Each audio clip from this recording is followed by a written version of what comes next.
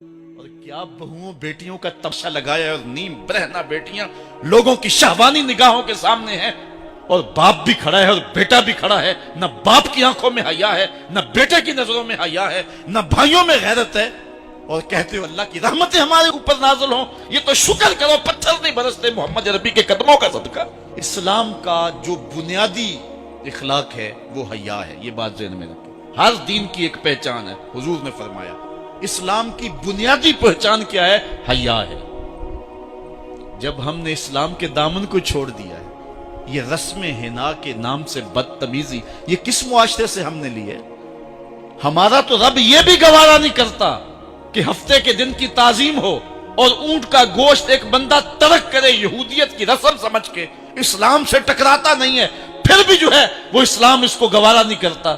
اور کیا بہوؤں بیٹیوں کا تماشا لگایا ہے، اور نیم برہنہ بیٹیاں لوگوں کی شہوانی نگاہوں کے سامنے ہیں، اور باپ بھی کھڑا ہے اور بیٹا بھی کھڑا ہے، نہ باپ کی آنکھوں میں حیا ہے، نہ بیٹے کی نظروں میں حیا ہے، نہ بھائیوں میں غیرت ہے، اور کہتے ہو اللہ کی رحمتیں ہمارے اوپر نازل ہوں۔ یہ تو شکر کرو پتھر نہیں برستے محمد عربی کے قدموں کا صدقہ۔ اگر ان کی رحمت نہ ہو درمیان میں، ابھی آگ لگ جائے دونوں جہاں میں۔ یہ تو ان کی رحمت ہے کہ پتھر نہیں برستے۔ پچھلی قوموں نے ایک ایک جرم کیا، کسی کے اوپر پتھر برسے، کسی کے اوپر خون برسا، کسی کے اوپر ایسا زلزلہ آیا کہ نیچے والی جگہ اوپر اور اوپر والی بستیاں نیچے، لیکن اس امت پر ایسا نہیں ہوگا۔ اللہ کہتا محبوب تیری وجہ سے نہیں ہوگا، ورنہ حضور نے فرمایا کہ یہ امت پچھلی امتوں کے قدموں پر قدم رکھے گی۔ یہاں تک حضور نے فرمایا کہ اگر کسی شخص نے اپنی ماں کے ساتھ بھی زیادتی کی ہے تو یہ وہ بھی کرے، اور دیکھ رہے ہیں کیا کچھ نہیں ہو رہا۔ قبروں سے مردے اکھاڑ کر کے ان کی بے حرمتی نہیں کی جا رہی۔ کبھی ایسا بھی ہوا تھا؟ کیا کچھ نہیں ہو رہا؟ تم کہتے ہو کہ ہمارے اوپر اللہ کی رحمتیں نہیں اترتی، میں کہتا ہوں شکر کرو پتھر نازل نہیں ہوتے، اور یہ صدقہ ہے محبوب کی کالی کملی کا۔ اور اللہ نے فرمایا ما کان اللہ لیعذبہم وانت فیہم، محبوب تیری وجہ سے میں عذاب نہیں اتارا ورنہ پیس کے رکھ۔ تو ہم اپنے آپ کو دیکھیں، اپنے کردار کو دیکھیں، اپنے حوال کو دیکھیں، سر سے لے کر پاؤں تک ہم اسلام میں آ جائیں، چھوڑیں آدھا تیتر آدھا بٹیر، جہاں جی چاہا اسلام کے دامن میں آگے اور جہاں جی چاہا ادھر چلے جائیں، مسجد میں بھی چندہ دیا اور ہوٹل میں بھی شراب پی، رب بھی خوش رہے شیطان بھی راضی رہے، ایسا نہیں ہوگا۔ رب کہتے نہیں کہ میرے ہو تو پھر میرے ہی ہو۔ کوئی بھی غیرت مند محبوب نہیں جو ہے تسلیم کرتا کہ میرا محب کسی اور کی طرف نظر اٹھا کے بھی دیکھے، تو رب سب سے بڑا غیرت مند ہے، وہ نہیں چاہتا میرا ہو اور کسی اور کی طرف دیکھے۔ تم کون ہے؟ مغربی تہذیب لگتی کیا ہے تمہاری؟ اپنی ملت کا قیاس اقوام مغرب سے نہ کر، خاص ہے ترکیب میں تجھے قوم رسول ہاشمی۔ تم غیروں کی نقالیاں کرتے پھرتے ہو، تمہارے سامنے سیدہ عائشہ کی سیرت موجود نہیں ہے، تم مغرب کے ٹینوں بننے کی کوشش کرتی ہے میری بیٹی، تیرے سامنے محمد کی بیٹی فاطمہ کا نقشہ نہیں ہے؟ کدھر بھاگ رہی ہے؟ یہ بال کھول کے بازار میں کون جا رہا ہے؟ یہ نیم برہنہ کون جا رہا ہے؟ دیکھ محمد عربی تجھے کیا آواز دے رہے ہیں، ان کا لہجہ کیا، اس کو سن اور زندگی کو اس کی مطابقت میں گزار۔ اصل ہمارے دل زنگ آلود ہو گئے، اس دنیا کے اس ماحول نے ہمیں اس طرح کر دیا ہے کہ آج ہمیں سمجھ نہیں آ رہی کہ ہم کدھر جائیں۔ علماء فرماتے ہیں جب دل زنگ آلود ہو جائیں تو پاک لوگوں کی صحبت اختیار کریں، اور کثرت ذکر، حضور نے ارشاد فرمایا لکل شین ثقالہ وثقالۃ القلوب ذکر اللہ، ہر شے کا زنگ اتارنے والی کوئی چیز ہے، دلوں کا زنگ لگ جائے تو اللہ کا ذکر کیا کرو، دلوں کا زنگ اتر جائے۔ اور ایک اور حدیث میں حضور نے دلوں کا اور من کا میل اتارنے کے دو نسخے بیان کیے، ایک کثرت کے ساتھ موت کو یاد کرنا، کثرت کے ساتھ موت کا تذکرہ، اور دوسرا کثرت کے ساتھ جو ہے وہ تلاوت کلام مجید۔ اصل 10-15 سالوں سے ہمارے ساتھ جو کچھ ہوا ہے، آج اگر کوئی تذکرہ موت کرے، کوئی آخرت کی یاد دلائے، کوئی عمل کی بات کرے، وہ کہتے ہیں یہ تو ویسے خوش کیسے، کیا پتہ، قبر کا مذاق اڑا رہا ہے۔ اللہ اکبر، قبر دا خوف دے دے کے لوکی مینوں ڈرا دے۔ میں کہتا ہوں لوگ ہے کون ڈرانے والے؟ منکر نکیر کا پتہ آمنہ کے لال نے دیا ہے۔ قوم کو بے عمل بنایا جا رہا ہے، اور ان کے سینے سے خوف خدا اور خشیت الہی جو ہے وہ کھلتی جا رہی ہے، اور یہ سب کچھ دین کے نام پہ کیا جا رہا ہے، اور چند مفاد پرست لوگوں نے ترہیب اور ترغیب جو کہ اسلام کا مزاج ہے، تبشیر اور تنذیر نبی کا منصب ہے، اس کا مذاق اڑا کے رکھ دیا اور انہوں نے ایک متوازی دین دے دیا ہے، جس کے نتیجے کے اندر قوم کی بے عملی جو ہے وہ پختہ تر ہو گئی اور اس کو وہ دین کا رنگ دے رہے ہیں۔ اللہ کے محبوب علیہ الصلوۃ والسلام نے فرمایا کہ دلوں کو زنگ لگ جائے تو ذکر سے اترتا، دلوں کو زنگ لگ جائے تو قرآن سے اترتا، دلوں کو زنگ لگ جائے تو موت کی کثرت کے ساتھ یاد کرنے سے اترتا۔ قرآن مجید کی تلاوت معمول زندگی بنا۔ وہ کہتے ہیں کہ چہرے کا پردہ نہیں ہے، ہاتھوں کا پردہ نہیں ہے، پاؤں کا پردہ نہیں ہے۔ شاید وہ اس بات کو جو ہے وہ سمجھنے سے قاصر ہیں کہ یہ محارم کے لیے ہے۔ عورت کا مخصوص اعضاء کا پردہ تو اس کے باپ سے بھی ہے، اس کے بھائی سے بھی ہے، اس کے محارم سے بھی ہے، حتیٰ کہ بیٹے سے بھی ہے۔ لیکن یہ جو اعضاء ہیں ان کا پردہ بھی عورت کے اوپر لازم ہے، چونکہ جو شر پیدا ہوتی ہے وہ چہرے سے اس کا آغاز ہوتا ہے۔ تو میں ایک بات کہا کرتا ہوں کہ یہ جتنے دلائل ہیں، ان دلائل کے جواب بھی علماء نے دیے ہیں، یہ ساری بحث کی جا سکتی ہے۔ میری مائیں بہنیں تصور کر لیں کہ سیدہ فاطمہ تو زہرا کا پردہ کیسا ہوگا، تو ان کے تصور میں حیا میں لپٹی ہوئی فاطمہ دکھائی دے گی۔ بلکہ سیدہ فاطمہ تو زہرا سے جب پوچھا گیا کہ عورت کا صحیح پردہ کیا ہے، تو انہوں نے کہا کہ عورت کا صحیح پردہ یہ ہے کہ وہ کسی مرد کو نہ دیکھے اور کوئی مرد اس کو نہ دیکھے۔ حضرت عبداللہ ابن مکتوم رضی اللہ تعالی عنہ کے سامنے ازواج مطہرات نے پردہ نہیں کیا تو وہ آنکھوں سے نابینے تھے، تو حضور نے اس پر انہیں تنبیہ کی کہ تم نے پردہ کیوں نہیں کیا؟ تو انہوں نے کہا حضور وہ تو نابینا ہے۔ تو فرمایا کہ تم نابینا تو نہیں ہو۔ تو پردہ مرد سے بھی ہے، جہاں فتنے کا امکان بھی ہو، شریعت نے وہ راستہ ہی مسدود کر دیا ہے تاکہ کل کوئی فتنہ کھڑا نہ ہو جائے۔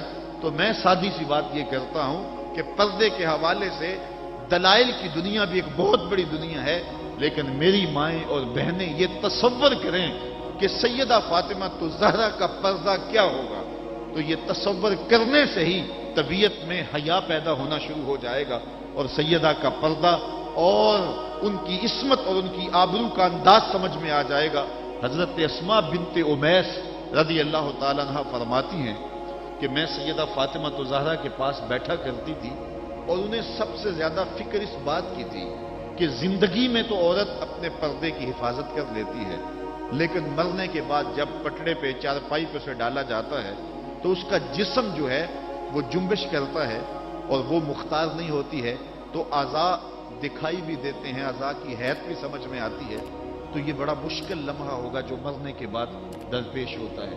تو فرماتی ہیں کہ میں نے انہیں کہا کہ جب حبشہ کی جانب ہجرت کی تھی تو میں بھی ان لوگوں میں شامل تھی، تو میں نے وہاں حبشہ میں دیکھا ہے کہ چارپائی کے چاروں پایوں کے ساتھ شاخ باندھ دیتے ہیں اور پھر ان کو درمیان میں جوڑ دیتے ہیں اور اس کے اوپر کپڑا ڈال دیتے ہیں اور یہ ایک ڈولی بن جاتی ہے۔ تو کہتی ہیں جب میں یہ بات بتائی تو سیدہ بہت زیادہ خوش ہوئی، کہا یہ تو ایک بہت اچھا طریقہ سمجھ میں آ گیا جس سے مرنے کے بعد بھی عورت کے پردے کی اور اس کے جسم کی حفاظت ہو سکے گی، کسی کی نظر نہیں پڑے گی۔ تو یہ وہ سیدہ ہیں کہ جنہوں نے اپنے پردے کی حفاظت یوں کی کہ غیر مرد نے انہیں نہیں دیکھا، اور پھر مرنے کے بعد بھی ان کے لیے وہ ڈولی تیار کر لی گئی، رات کی تنہائیوں میں ان کا جنازہ پڑا گیا، اور یہ وہ پاک دامن خاتون ہے جن کا آنچل مہر و ماں نے بھی نہیں دیکھا ہے۔ اور جب قیامت کا دن ہوگا تو حضرت سیدہ فاطمہ تو زہرا 70,000 خواتین کے جلو میں نکلے گی، تو آواز آئے گی یا اہل الجمع غدوا ابصارکم لأن فاطمہ بنت محمد حتی تمر، اے لوگوں نگاہیں نیچی کر لو، محمد عربی کی بیٹی کی سواری گزر رہی۔ تو دنیا پر بھی ان کے پردے کی حفاظت، بعد از وصال بھی، اور پھر قیامت کے دن بھی۔ مجھے بتائے عورت کیا وہ مغرب کی آوارہ لڑکی کے روپ میں زندگی گزارنا چاہتی ہے یا سیدہ فاطمہ تو زہرا کے پردے کی وارث بننا چاہتی ہے؟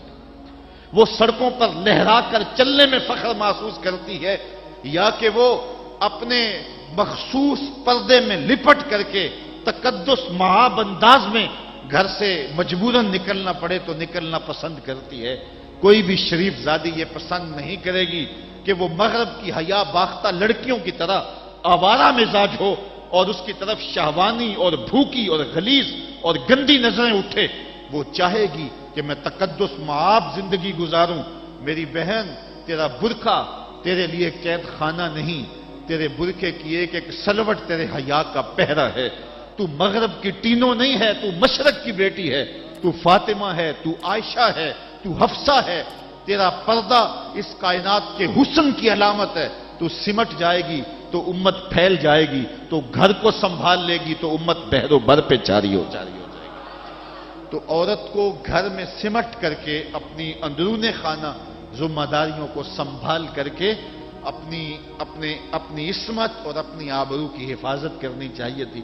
اقبال نے بڑی خوبصورتی سے اس پر بحث کی ہے کہ عورت کے لیے پردہ ضروری ہے یا نہیں، اور پھر کہا عورت کو یہ خود اپنے آپ سے پوچھنا چاہیے کہ وہ کس روپ میں اچھی لگتی ہے.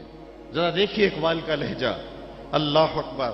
اس راز کو عورت کی حقیقت ہی کرے فاش. مجبور ہے، معذور ہے مردانے خرد مند. کیا چیز ہے آرائش و زیبائش میں زیادہ، آزادی نسواں یا زمرد کا گلو بند. اقبال کہتا ہے کہ عورت اپنے اندر کی عورت سے پوچھے کہ اس کے لیے حسن کہاں ہے. زمرد کا گلو بند اس کو دیا جائے اور وہ پردے میں جو ہے وہ سمٹ کر کے گھر کی ملکہ بن کے رہے، تو یہ اس کے لیے زیادہ اعزاز اور عزت اور فخر کی بات ہے، یا وہ جو ہے وہ آزادی نسواں کے نام سے بازاروں میں گھومتی پھرے اور مردوں کے سامنے ہنس ہنس کے باتیں کرتی پھرے. ایک عورت 4 گھر کے افراد کی خدمت کو اپنے لیے بوجھ سمجھتی ہے اور اسلام کو مطعون کرتی ہے کہ اسلام نے مجھے جو ہے وہ پابند کر دیا ہے اور گھر کے اندر محدود کر دیا ہے، اور میں اتنے بچوں کی تربیت میرے کندھوں پہ ڈالتی ہے، اور میں شوہر کی خدمت بھی کروں، بچوں کی خدمت بھی کروں، تو اسلام نے تو میرے اوپر بڑی پابندی لگا دی ہے، مجھے آزادی ملنی چاہیے. اور وہ عورت جو 4 بچوں کی خدمت اپنے لیے بوجھ سمجھتی ہے اور پھر وہ 300 مسافروں کو ہنس ہنس کے کبھی پانی پیش کرتی ہے، کبھی کھانا پیش کرتی ہے. 300 مسافروں کو ہنس ہنس کے مسکرا کے لہک لہک کے پانی پیش کرنا اور کھانا دینا، اور مختلف ذہنیتوں اور گندی سوچوں کے حاملین لوگ بھی اس طبقے میں موجود ہوتے ہیں اور ان کی شہوانی نظروں کا شکار ہونا. کیا عورت کے لیے یہ عزت ہے، یا عورت کے لیے یہ عزت ہے کہ گھر کی 4 دیواری میں سمٹ جائے اور تقدس ماحول کے اندر اپنے بچوں کی تربیت کرے؟ عورت کو جتنی ذمہ داریاں دی گئی ہیں وہ صرف ان کو سنبھال لے اور ان کے سنبھالنے کا حق ادا کر دے تو وہ ایک اچھے معاشرے کی تشکیل کی ضمانت بن جاتی ہے. سیدہ فاطمہ الزہرا رضی اللہ تعالی عنہا کا وجود ہمارے لیے ایک روشن، ایک منور اور ایک تابع جو ہے وہ وجود ہے، جس سے ہم مقدرات اسلام کی تربیت کے خد و خال لے سکتے ہیں. اقبال کہتا ہے تو نہ دانی کہ سوزے کراتے تو دیگر گو کر تقدیر عمر را. میری بہن، اگر تو بہن ہو کے قرآن پڑھے تو عمر کی تقدیر بدلتی ہے، اور اگر تو ماں ہو کے قرآن پڑھے تو بیٹا نیزے کی نوک پہ قرآن سناتا. کربلا کے تپتے ہوئے ریگزار میں پیاسا ہونے کے باوجود حضرت امام حسین جو باطل کے آگے ڈٹے ہوئے ہیں اور جھک نہیں رہے ہیں، اور 71 لاشیں کندھوں پہ اٹھا کے خیموں تک پہنچا چکے ہیں، پھر بھی استقامت کا کوہ گراں بنے ہوئے ہیں. یہ حسین ابن علی کا کمال تو دکھائی دیتا ہی دیتا ہے، لیکن ذرا غور کی آنکھ سے دیکھو پیچھے فاطمہ کے دودھ کا اثر دکھائی دیتا ہے. تو اگر مائیں پردے میں سمٹ جائیں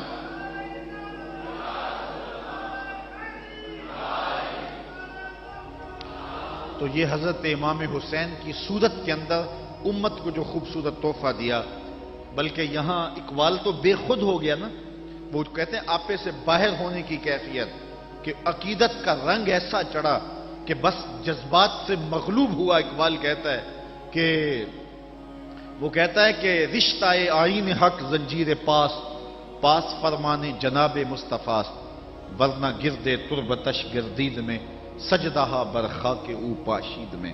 اے فاطمہ، جو کام تو نے کیا، اگر شریعت کے حکم کی زنجیریں میرے پاؤں میں نہ ہوتی اور آپ کے باپ کا ہی حکم کہ اللہ کے علاوہ کسی اور کو سجدہ جائز نہیں، یہ مجھے ملحوظ نہ ہوتا، تو میں کعبے کی طرف رخ کر کے سجدہ کرنے کی بجائے تیری قبر کی مٹی کی طرف منہ کر کے سجدہ کرتا. اور میں کعبے کا طواف کرنے کی بجائے تیری قبر کا طواف کرتا، کیونکہ جو کام تو نے کیا ہے وہ کسی اور نے نہیں کیا۔ نبی کے گھر کی ہے عظمت، نبی سے سنتے ہیں، علی کے گھر کی ہے عزت، علی سے سنتے ہیں، وہ جس نے معزز کیا گھرانے کو، حسین پال کے جس نے دیا زمانے کو۔ تو یہ تھا حضرت سیدہ فاطمہ تو زہرا رضی اللہ تعالی عنہا کا کردار۔ آج کی عورت سیدہ کے کردار کو اپنے لیے نمونہ حیات بنا کے اپنی زندگی کی راہیں متعین کر دے۔ اگر پندے سے درویش پذیری، ہزار امت بمیرت تو نہ میری، بطول باش و پنہا شو ازیں عصر کہ در آغوش شبیر بگیری۔ اگر فقیر کی ایک بات تو مان لے، ہزار امت مر جائے گی۔ اقبال کہتا امت مسلمہ تجھے زوال نہیں آ سکتا، اور وہ کیا ہے؟ بطول بن جا اور زمانے کی نگاہوں سے پوشیدہ ہو جا، پھر تیری گود میں بھی حسین کے جانشین جنم لیا کریں گے۔ تو جب عورتوں کا کردار بچوں کی تربیت تک محدود ہوتا ہے اور وہ اس کردار کو بحسن و خوبی نبھاتی ہیں، تو پھر ایک اچھا معاشرہ تشکیل پاتا ہے۔ لیکن جب حیا باختگی زمانے کو جکڑ لیتی ہے تو پھر قومیں اپنا وجود کھو دیتی ہیں۔ ہمیں ان تمام اسباب پہ غور کرنا چاہیے جس نے اس امت کو عروج سے زوال کی طرف دھکیل دیا۔ تو ہمیں ایک سبب یہ دکھائی دے گا کہ مقدرات اسلام کا جو کردار تھا، جو ذمہ داریاں تھیں، وہ اس نے پھر ادا جب کرنا چھوڑ دی اور اپنے دائرۂ کار سے باہر آ گئیں، تو پھر وہ ذمہ داریاں نہ نبھانے کے سبب امت روح بزوال ہوئی۔ گھروں میں بیٹھ کر کے ماؤں نے تربیت کی تھی۔ ہم نے دور اسلام کے اندر بڑے بڑے مشکل حالات دیکھے ہیں۔ مشکل حالات میں جب اسلام پہ سخت سے سخت وقت آئے، لیکن جب درگاہیں بند ہوں گی، جب خانقاہیں بند ہو گئیں، جب مدارس دینیاں بند ہو گئے، جب اذانوں پہ پابندی لگ گئی، جب بہت کچھ ہوا تھا، لیکن ماں کی گود کی درسگاہ تو کبھی بند نہیں نہ ہوتی ہے۔ تو ماں نے اس وقت دین کو زندہ رکھا۔ آج بھی ہمیں اسی طبقہ نساء سے امید ہے کہ یہ دوبارہ امت کی نہضت کے لیے جو ہے وہ ایک با ہمت کردار ادا کریں گی۔ اللہ تعالیٰ خواتین اسلام کو حضرت سیدہ پاک کے اسوہ نور کی روشنی میں اپنی زندگی گزارنے کی توفیق عطا فرمائے۔ یہ جو سال ہا سال کے بعد اور سال کے دوران بھی ان کا تذکرہ کیا جاتا ہے، تو فضائل کا باب بھی اپنی جگہ پہ، لیکن ہمیں ان کی زندگی بطور نمونہ اختیار کر کے ماؤں بہن اور بیٹیوں کو اپنی زندگیوں میں شامل کر لینی چاہیے، تاکہ جو ہے وہ اس سے روشنیاں اور اجالے زندگیوں میں شامل کر لیے جائیں۔ اللہ تعالیٰ اپنی خاص رحمتوں سے ہمیں مالا مال کرے اور اپنی خاص کرم نوازیوں سے ہم سب کو اپنی رحمت